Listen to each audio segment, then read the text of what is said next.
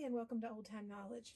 Well, I'm doing one more holiday series video this year. I just haven't had time to do a whole bunch of them.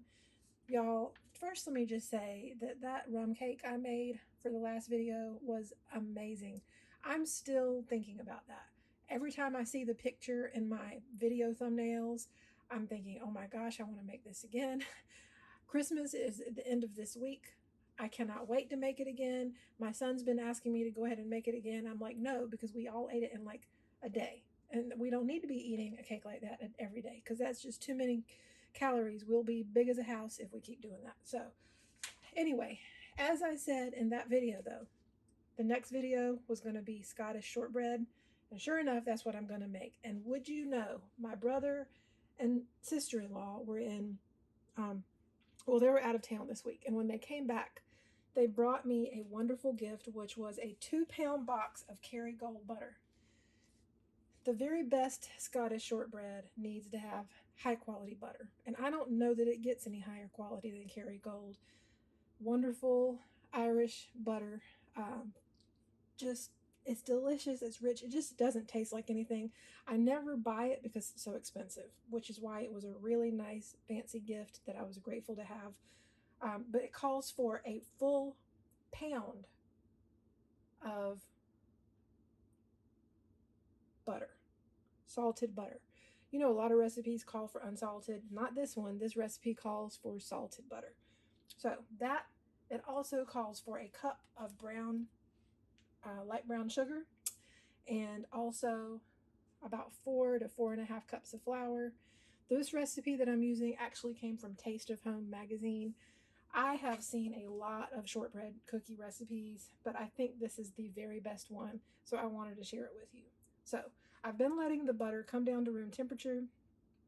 I'm going to go ahead and start mixing this up. Once the dough is all mixed up and we've got the cookies shaped, I'll be putting it back in the refrigerator so that it can chill before I bake them, because you want to do that to have the best possible result when they're done baking. So stick with me and we'll get right to it. Alrighty, so to get started, we're going to cream together the pound of Kerrygold butter. Well, it says 2 cups, so we know that 2 sticks is a cup, and this would be the equivalent of 4 sticks. So this is what we're going to be using.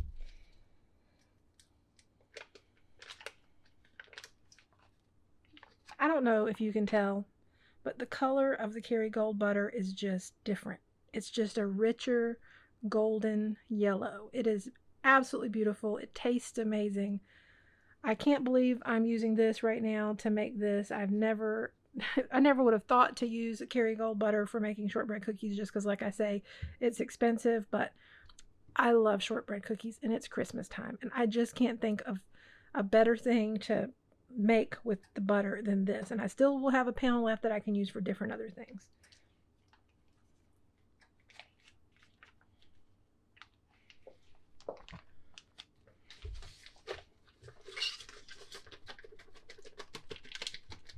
There's the first pound.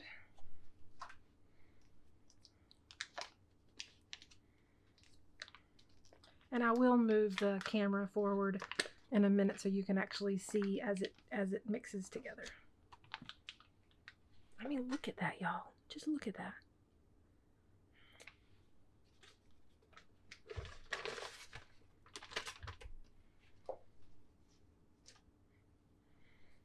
All right, and a cup of brown sugar.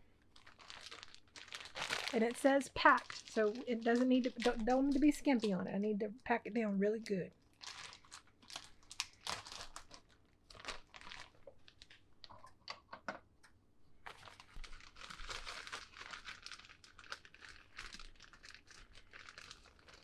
All right, packed brown sugar.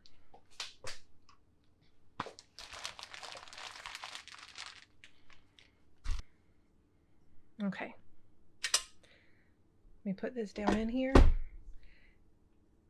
and I'm going to start mixing and let it mix for probably about 5 or 6 minutes.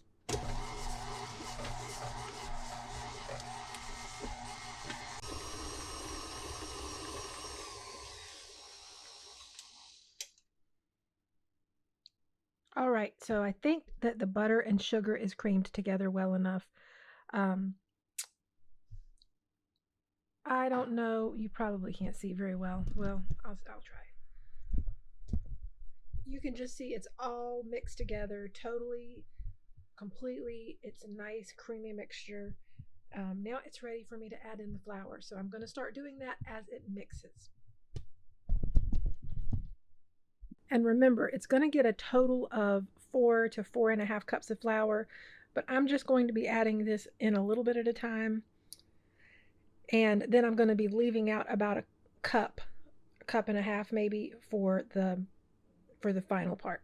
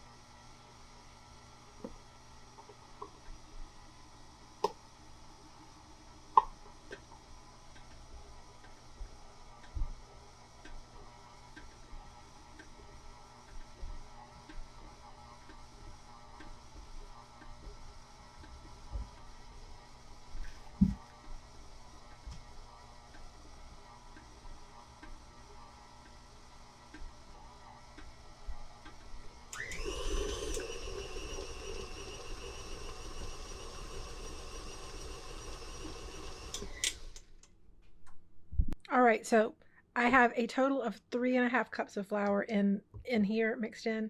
Now I'm going to scrape this out onto my counter so I can start working the dough, and I'll be adding in the final cup of flour as I do that. All right, so I'm going to sprinkle about, I don't know, that's probably about 1/4 cup of flour out here on this um, cutting board. Y'all, I don't use my like actual counter to mix things on because it just, I don't know, I don't love my counters, and even though they're clean and everything, it just kind of freaks me out. So I like to do it on parchment, and I like to do it here on my stovetop. I have very limited space in my kitchen, and this works for me. So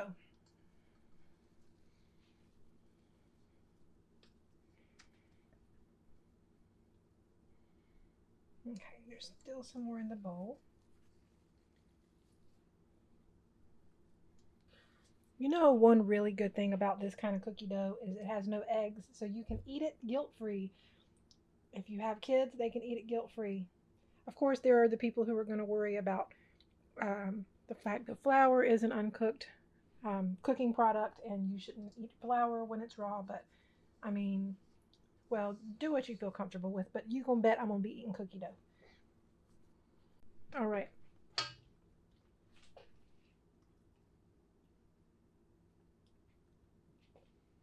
I'm going to sprinkle just a little bit more on top because this is such a soft dough, so it's going to be sticky, at least initially.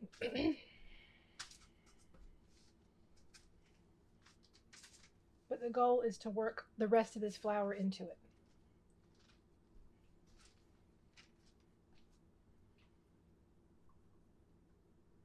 Okay, that's about 1/2 cup total from what I had. So this is 4 cups. So I can still add up to 1/2 cup.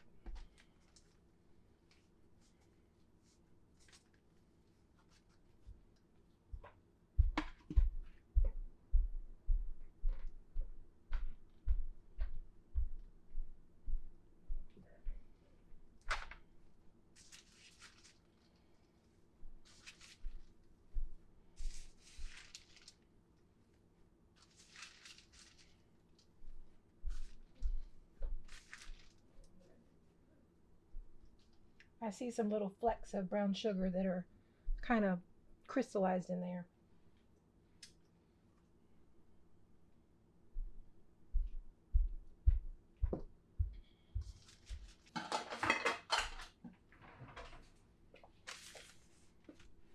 Here's where I'm going to get a rolling pin and just start rolling this out.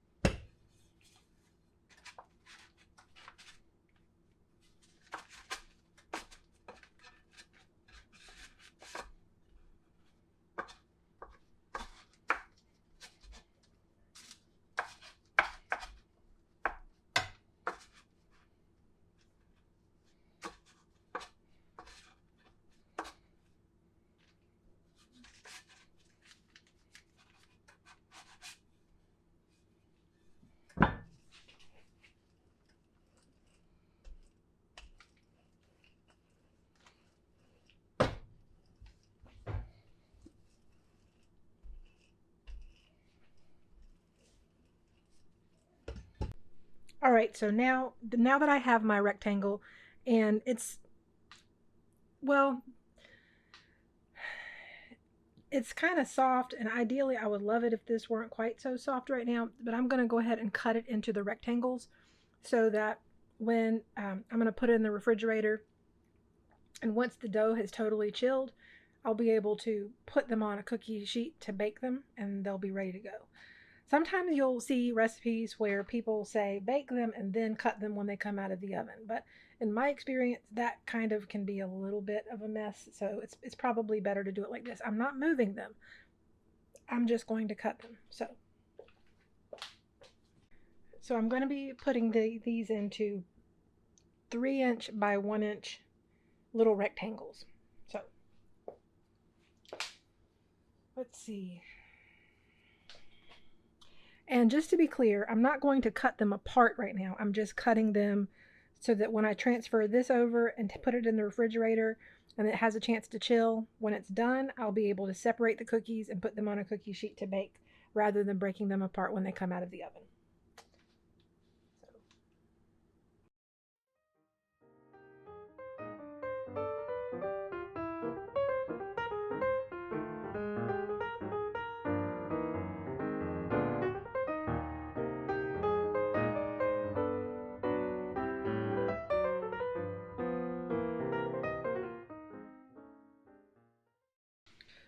All right, now it's time to prick them with a fork, make a bunch of little holes in them.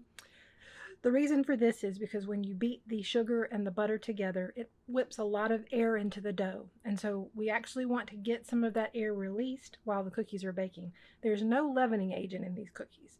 But what's going to happen is the little holes in the dough are going to produce steam, which is going to help the cookies just have a wonderful crumb, just a wonderful texture. So let me get to the fork.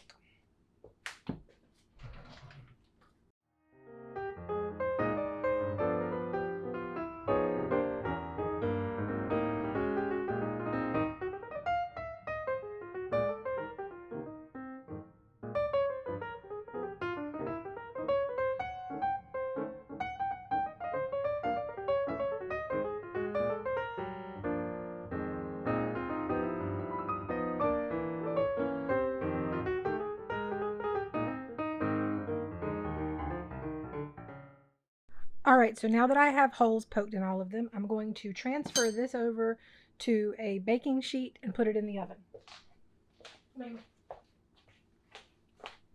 I'm not going to put it in the oven. I'm going to put it in the refrigerator.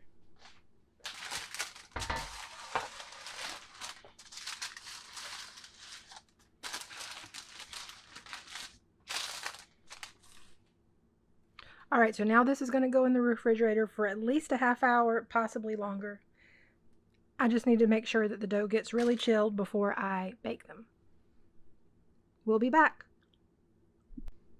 Alrighty, I'm guessing that the cookie dough has refrigerated long enough. It should be chilled. So I'm going to go ahead and get it out of the refrigerator and get it ready to bake.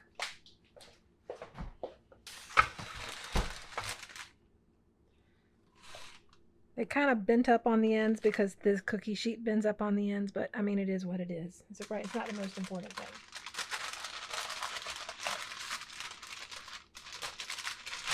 Ooh.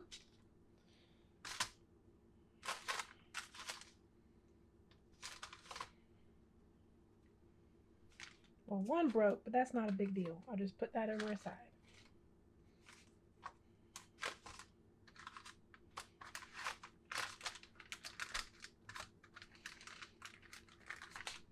I'm telling y'all, it is so much easier to do it this way than trying to break them apart after they've baked. Because they just snap right apart and it'll make them super easy.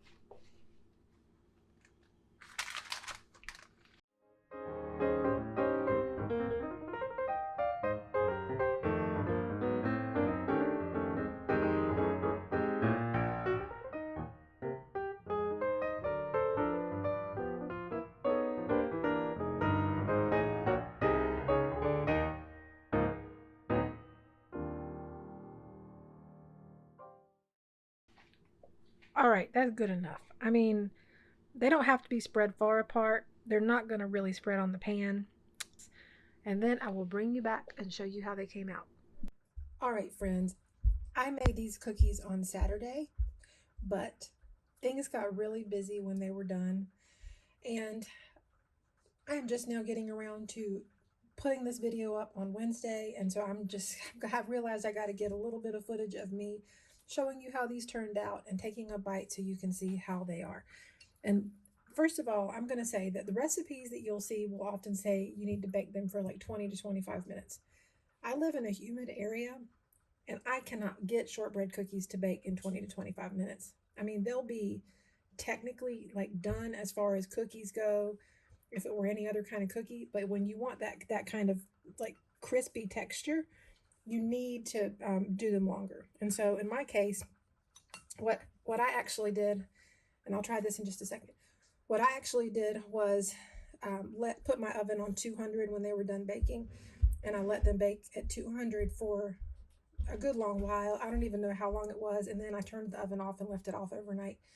And then the next day they were perfect, and it's just because they had baked at a low. They had baked initially at the 325, but then they baked at a low temperature for a very long time, and then they had that crispy bite that I wanted. They're still buttery. They're still super rich. So let me give this a try.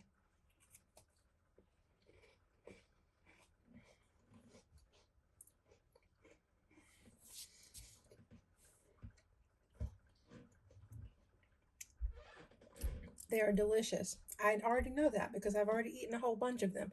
Of all the ones that I made, these are all that we have left is these few that are left in this jar, which came from Dollar Tree, by the way. If you see these are super handy. They have them in this height and then a shorter height. But anyway, if you like shortbread cookies, this is a winning recipe. Just know that you might have to bake them longer. The main thing is you don't want them to brown on the top. They should just be kind of a golden color. They should stay sort of an even color. You're just looking for them to firm up. And when they're done and they're hot in the oven, they're going to have a little bit of like a little softness to them. But after they've cooled, they definitely should be nice and firm. And you'll know if you need to bake them longer. You'll know. But if you're in a humid area, you probably will. Anyway, I thank you so much for watching. I hope if you make these, you'll let me know in the comments below what you think.